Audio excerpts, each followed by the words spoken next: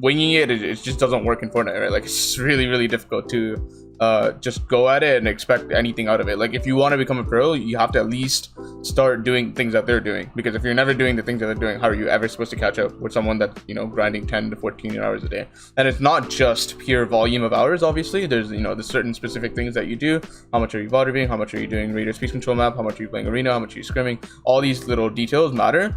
And a lot of people, the way they approach Fortnite is just, I'm gonna play. I really think structured is better, but obviously some people, like, the way they approach it is like, oh, I'm gonna wing it, but I'm gonna take it seriously. Like, I'm gonna like do what I feel like doing, but I'm gonna like make sure it's productive. I'm gonna make sure that I'm doing something that I really enjoy doing, for example. Because, you know, sometimes having fun is good as long as the thing that you're having fun with is still productive, right?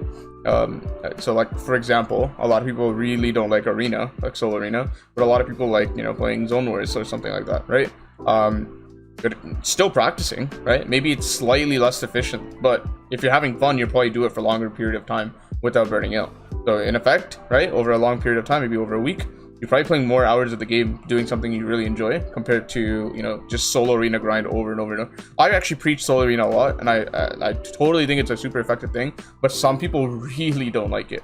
And I think in that case, it's really important to make sure that you don't force it. Like, just don't force it. Like, pick something you enjoy, something that you really find fun, and practice that way. I'll give you a perfect example. My previous teammate, I didn't play this season, but the season before that, and the season, you know, before that as well. My previous teammate, Death, he really enjoys wagers and zone wars, like 4v4 really sweaty wagers. Like, he plays them all the time. We call them drafts, right? Where you go into like a court with a bunch of other really mechanical people and you play drafts. Something that he does a lot, and I personally think it's because of the fact that he has fun, is the fact that, you know, he just plays wagers over and over and over and over. And he's a really, really, really talented fighter. He actually got top 3 in the last solo cash cup, the most recent one, and I particularly think it's because he's having fun. Like, he's not forcing the things that, you know, I tell him to do, or, you know, the things that everyone else tells him to do, or you watch it someone else and it's like, oh, this guy grinds solo arena 10 hours a day, I'm gonna also do that. No, he really enjoys playing zone wars, right? And that's basically what he does. And I'm sure that, you know, having that fun factor, that ability to have fun is a really important factor as to why he's able to grind the game for longer periods of time, as compared to someone, you know, who forces himself into a situation where they can't grind the period of time. Does that make sense? So I really think that's an important factor that you have to consider. Make it so that you're not working, right? Make it so that you're actually just playing, and make it so that, you know, you're enjoying yourself, and then in the end you'll end up playing more hours. If I put you on a level that's too high, you're gonna be like, you're gonna play for 5 minutes, you're gonna be like, I'm done. If I put you on a level too easy, you're gonna be like, this is boring.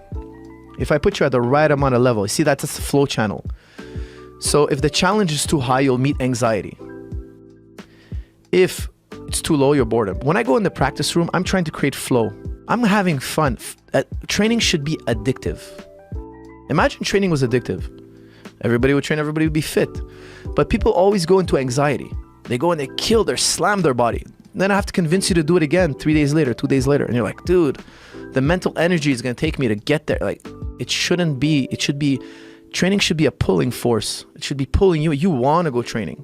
If you don't want to go training, it's not fun. If it's not fun, you're not going to do a lot of it.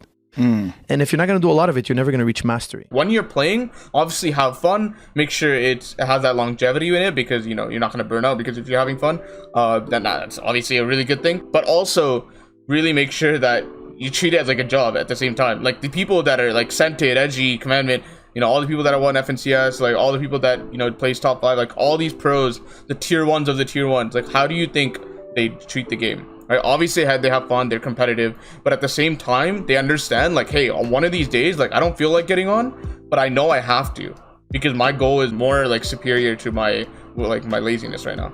Like, I care more about that goal. Like, I'll make this sacrifice. Like, I don't feel it today, but like, I'm just gonna still scrim, right? Like, that's the sort of thing that you really need to be approaching the game from that angle. And I feel like so many people say they want to go pro, but it's empty words. It's seriously empty words. Your action speaks so much more.